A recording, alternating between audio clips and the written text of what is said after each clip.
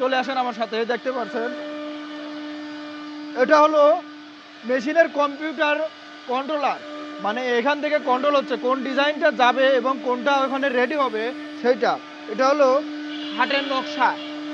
আসেন, আপনি কাছে আসেন, এই দেখেন, মানে একটি মাত্র মেশিনের মাধ্যমে কত সুন্দরভাবে সুষ্ঠুভাবে কাজ করানো হচ্ছে দেখুন। এমনিতে এত সুন্দর নিখুঁত কাজ আর মাত্র আধা ঘন্টায় কমপ্লিট হচ্ছে, এটা আসলে ভাবার বাইরে। আপনারা একটু ক্লিয়ার ভাবে দেখুন, করে দিচ্ছি, আর দেখুন, এই দেখুন